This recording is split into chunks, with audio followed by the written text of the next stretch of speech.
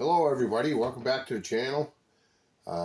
This is the final reveal on my group build that was hosted by Paul over at Left Coast Model Car Builds. And this is the final on the M1 tank. And the whole premise of this group build was to build something that you've built before and add more detail to it. And that's what I took out of it. And anyways, so my first model kit I built was an M1 tank, and this time I built another M1 tank, but I put a little more detail into it. And I had a lot of fun building it. I had a few frustrations. Um, it didn't come out perfect, but that's fine because I had fun, and that's what it's all about, having fun. And just like making these videos and being a part of this community. I'm having a blast. Happy Easter, and I'll turn this camera around and we'll show you what we got. Thank you. So for this tip and the tail, I'm dealing with photo etch, and I need to paint the photo etch NATO green. So I cut them off the photo etch sprue, and I lined them up in this order right here. And I'm going to put them on the tape, and I'll bring them over to the paint booth, and I'll spray them, and hopefully they don't blow away. So when I was in Germany, I pulled a lot of guard duty. So this one time I was pulling guard duty on a field problems. I don't know if it was Grafenwehr, Wild Flicken, or Hornsville, but I was pulling guard duty on the mess hall. So it was at night. I don't know, probably like 2 in the morning or something. And I'm out there, and I have my Service 45, and I'm pulling guard duty, and I have no bullets. So I'm thinking about the wild boars, and I'm like, wow, I hope I don't run into a wild boar. And so I'm walking around, I'm kind of nervous, and all of a sudden I get tripped up in some concertina wire. And so I'm stuck in the concertina wire, and I'm kind of struggling to get out. And the more I struggle, it seems like the more I'm getting tangled up in this concertina wire. Then I fell down. Now I'm totally entangled in the concertina wire. I don't have any bullets in my gun. It's at night, and I'm hoping there's no wild boars running around. And I'm guarding the mess hall, and that's where all the food is. So I struggled for about 5-10 minutes, and finally I just ripped my BDUs, and I tore up all my clothes to get out of there because I didn't want to be midnight snack for a wild boar. So another funny wild boar story. I was glad I actually didn't see one that night, because that would have been horrible. What am I going to do? Hit him with my the butt of my pistol? Yeah. So this photo etch is very, very small, so I'm going to kind of just do it off screen. I'll be right back. So that worked out well. So thank you for stopping by. Please give me a like and subscribe. And hey, if you got a better way to do this, let me know. I'm always willing to learn new tips. I definitely have more tails than I have tips. I just started. Thanks again, everybody. Please give me a like and subscribe, and all my subscribers, I appreciate you guys. So the idea of this group build was to build something that you built in the past, but put more detail into this one. So I built the first model I ever built was the M1 tank. I was on an M1 tank in the Army. And so, anyways, this is the tank that I built. And the only detail I put on was the 2nd Battalion, 64th Armor, Charlie 32. That was the number of my tank when I was in the Army. So, anyways, I didn't do any detail to this. It's a nice kit, but like I said, I didn't do any detail. So, I'm going to put this over there and I'll show you the difference in this new model. So this new kit is the M1A1 by Dragon. It's 3535 is the number of the kit.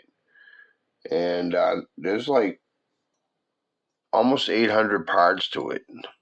So it's pretty detailed. A lot of photo etch. And so anyways, here it is. It's not perfect, but none of my models are. That's okay. I have a lot of fun doing them though. But it's not sitting right.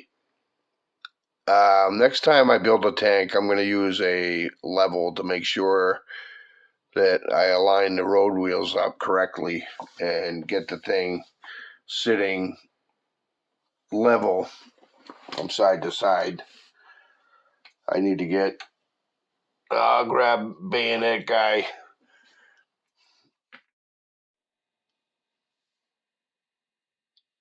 I'll let this thing spin around for a little bit and I'll show you what I use for different paints and washes and stuff.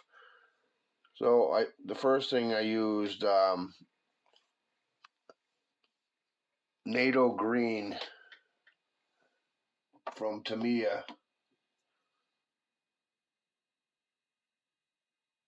XF67, and I sprayed everything green you see is with that Tamiya XF67, and then I let that dry, hit everything with a matte clear.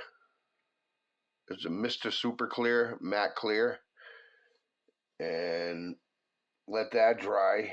Then I started getting into doing the washes. So the first color I used is from Folk Art, this pure black. So I put a little bit into a cup and I mixed it with water and um, made a wash. And then I started doing a wash around the hull and the turret. Then I used colors from Model Air from Vallejo. It's a kit or a rusting armor. So this is a rust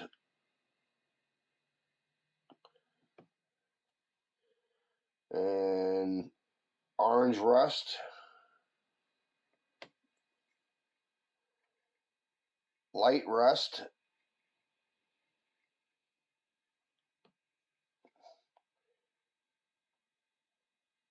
dark brown,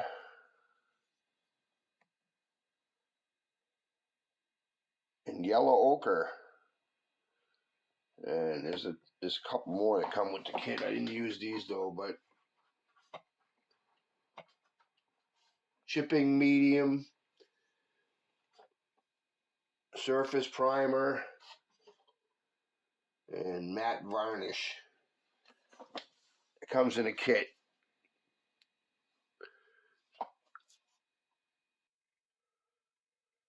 Use Tamiya Weathering Master C and A.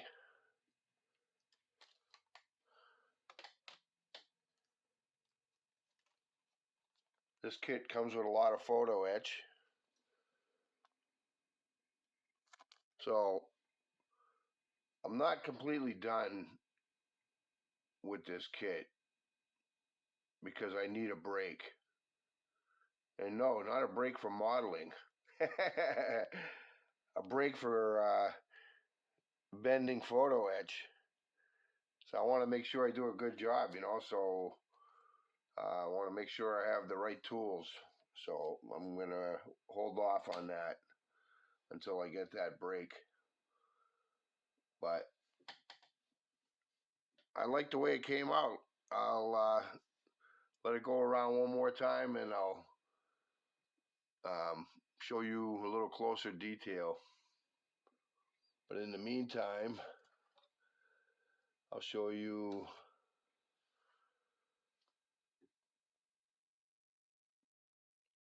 I painted the bullets gold, and then I did every fifth bullet with a tracer round with red, and there you go. And that is for the 50 caliber, and the 50 caliber came out really good. I had a Model Master paint, and I gunmetal, and I painted the 50 caliber with that, and the 240 machine gun. But yeah, Mod Deuce, this was a really badass machine gun. Armor piercing, incendiary rounds, you name it. This is the 240 machine gun. So I told you I hit that with gunmetal, and then I use Tamiya Weathering Master C. Excuse me for hitting the camera. So I'll be doing that once I get the brake, so I can bend the photo etch. There's a rack that goes around the back too. Hey, where are you, bayonet guy? I need you. Yes, sir. Thank you, soldier. Yeah, so did all kinds of washes up in here, and used the rust to make it look like it was rust, and the engine compartment. I hit that with black. I did a couple washes in there, and that's the way it used to look, really. And I'll get you a little closer, and we'll check it out. This tank is going closed hatch. It's in combat situation. That's the story I'm sticking to. But a lot of fine photo etch stuff goes into this kit for sure, and just very small, intricate pieces. And like this box right here holds these grenades, and there's 6 of them in there, and you'll never see them because you have the 6 grenades and then 3 pieces for the box. So 9 pieces for that one little thing right there. So that's where all the parts count comes in, the little fine details. Sometimes you don't even see them. But I had a little extra track, so I put that here in the rack, but I'm probably going to end up putting it over here in the spare road wheel. That's where we used to keep them. And fine detail in here for the ballistic viewing port. And TC's hatch is pretty realistic. I couldn't believe it. A lot of parts in there too. And just it was fun. It was a fun kit. It was frustrating though sometimes, and other times, it was a joy. And I should have gave myself a little more time to build it, but I was managing a few other builds, and I had a lot of fun with this though. Don't get me wrong, and this time I put a lot of detail into it that I normally don't. So I learned a lot too, a lot of firsts. And let me stop this thing next time around, and I'll show you some finer detail.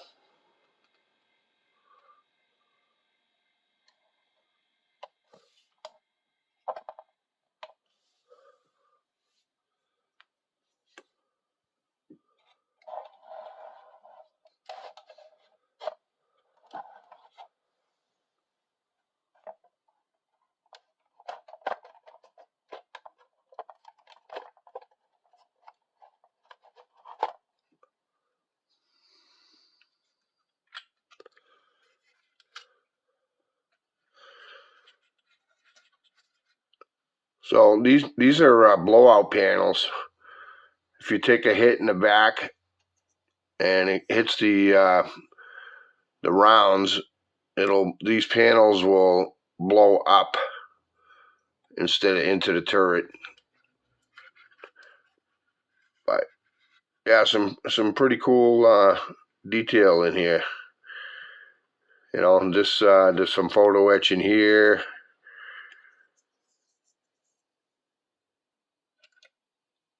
This grill, this grate, and over here. I like the way it turned out. I'll put this down and I'll show you the hull.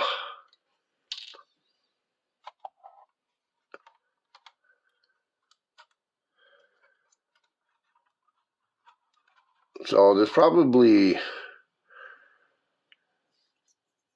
me see, 1, 2, 3, 4, 5, 6, 7, 8, 9, 10, 11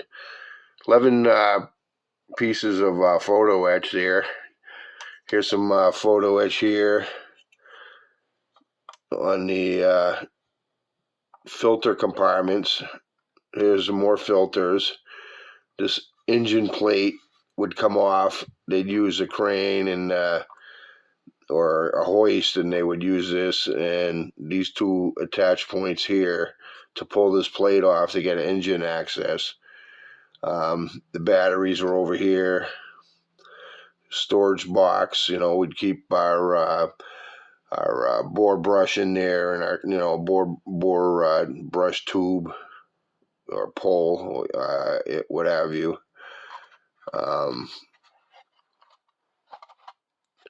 The hatch opens up, driver's hatch opens up, and I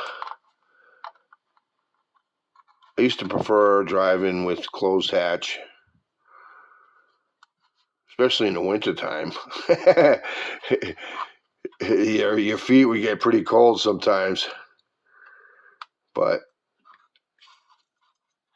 you have these little hooks in the front. Like I said, a lot of cool detail. Not a bad kit. Frustrating at times. Definitely not a beginner kit. But the only way I think I'm going to be able to fix this is make a diorama and actually put this side a little lower so it sits level. But that's okay. It is what it is, you know. Having a lot of fun doing this.